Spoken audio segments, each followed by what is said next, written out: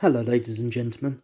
Zach Ferguson here, co-host of Articulate Warbling, and this evening I shall be doing a solo review, solely based upon the illustrated Eric by Terry Pratchett and illustrated by Josh Kirby. Now, those of you who know me, I am a huge fan of Terry Pratchett in and outside of his best-selling comic fantasy series, The Discworld. And to just write it off as a fantasy comic series, it's a whole wide verse of which Pratchett has been allowed to dip into a whole variant of different genres. Crime, epic, satire. It's just a beautiful world, but this is not the place to warble on about it. This is about the illustrated Eric. And I've always been a little bit averse to Josh Kirby's illustrations.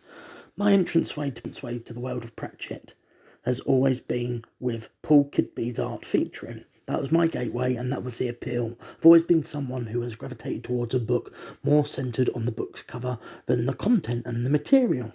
It's only until one matures that they see the broader picture. But this is my first time reading the illustrated Eric. I know that Eric has been released as an unillustrated novel, but this is the product and the way it was meant to be experienced. It was a platform for Josh Kirby to make big, beautiful, surrealistic, overtly caricatured art. So, as much as I've never really rated the Rincewind character, nor his own novels and arcs, I've got to start off by saying I utterly love the illustrated Eric. It is simply hilarious, simple, and overall Pratchettian and effective. And though I have a bias towards Paul Kidby's artwork, I didn't like the Paul Kidby's illustrated Discworld novel of The Last Hero. I understand that it was just a platform to showcase Paul's stellar art, an almost grand big showcase of, look at what this man is doing. He is the future of Discworld, stylistically, cover-wise. And in all honesty, I felt it lacked something. There has to be that Pratchettian element, and there's something so specific in there.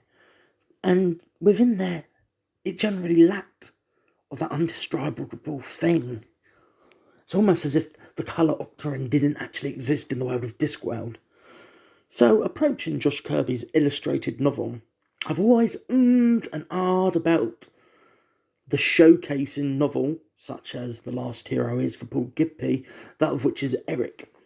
Kirby's art wasn't and never had been my favourite in relation to Pratchett's world and characters. Also, I hated the small, pocket-sized books. I know true Pratchett fans who were there at the beginning.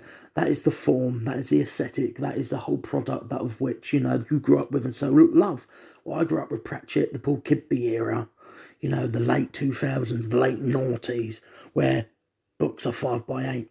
But as I've gotten older and matured, with tastes and such, I love Kirby's art, and specifically for the era it was catering to, and also fitting for the marketing and the era it was so ushered out to be best appreciated for a general market, those of whom loved the world of Discworld and those of whom felt a synonymous relationship with Josh Kirby. He has an almost pulp aesthetic in his illustrations.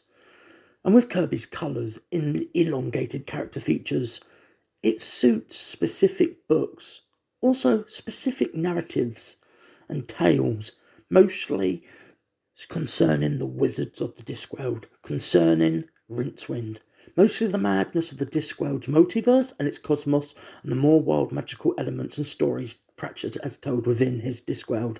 Sadly, in our time now, the same is happening, the shifting of tides, and also a really ugly digitised genericism.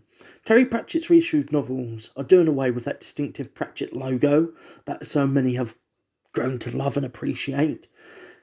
And Kidby's own art, mostly set in the young adult and children's novels, that are now getting re-released in the wake of Pratchett's untimely death. The style was cartoonish, apparently harkening back to Pratchett's own original doodles, of which he had included in the first runs of his novels. I can't really comment upon this, as I've never seen them, or evidence to it. All I know is that they're just simple drawings, generic. Yes, ones that are not meant to personally appeal to me or the long life fans, but publishers have to genericise to our market and the audiences and not cater to fanboys fluttering their eyelashes like I am. Most of Kirby's work is impressionistic, surreal art, and its imagery, it's bursting, it's full, it's vibrant, and some of that art has always been fitting, as already mentioned, for certain books.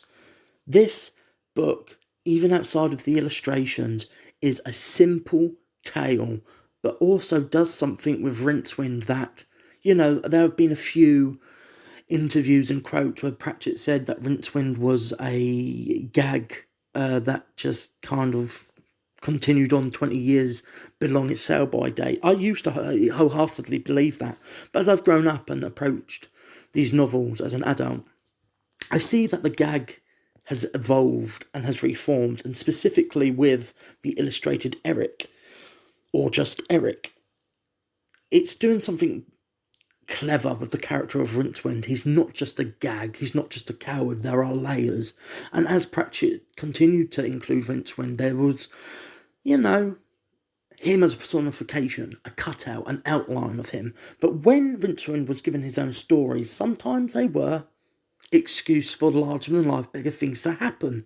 And then the more you get older, the more you can relate to Rincewind as a character, not wanting to look behind you as you're rushing away from these out-of-proportion type scenarios. As I've gotten older, Rincewind isn't just a gag. It isn't just a character to excuse an expansion of the wicked and wild nature of the Discworld of gods, the cosmology, the magic. There's a real inherent relatability to Rincewind, and that is perfectly summarised and personified in Eric. And I feel even without these illustrations, which I do so adore in this glossy book put out by Gollon's Publishing, it is a very strong book. And also, as early up on its release in 1990, I believe, it shows and reinforces the direction that Rincewind's gone. Sadly, I haven't been the one who has read Terry Pratchett's novels in sequence of release, that of which is usually recommended, but it doesn't really change it. Each book is separate, each book is its own tale, own episode, but in order, there's a connotation, and I think Pratchett really pushed for that because it shows the evolution of character and the evolution of voice.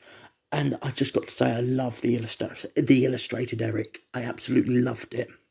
5-star read. So this is just my little appreciation audio pseudo video for Terry Pratchett's The Illustrated Eric.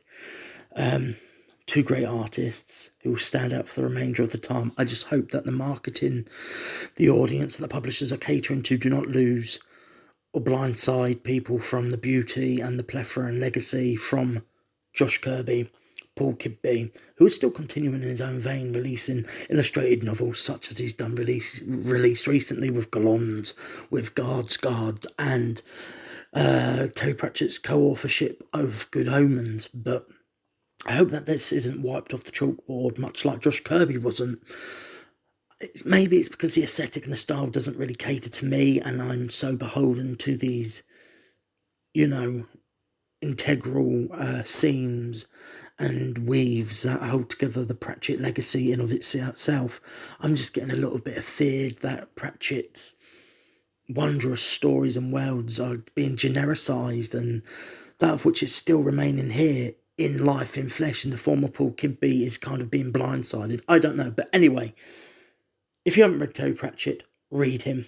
He is a sensational author, up there with Dickens, and if not, he kind of blows on Dickens, and everything he's written and his history and legacy just disintegrates. Pratchett is singular, specific, and if you need any form of basis, he's the madder offshoot of Douglas Adams. But the sad thing is, Douglas Adams wrote very little, whereas Pratchett wrote a lot. It's similar in the humour, in the vein, but Pratchett is a very great author, prose writer, storyteller, comedian, joke, pun, automated type machine that he was. He generated puns, even gags and jokes that sadly will only come to you like bing, 10 years after your initial reading of a certain book. Anyway, 5 stars for the illustrated Eric. I loved it.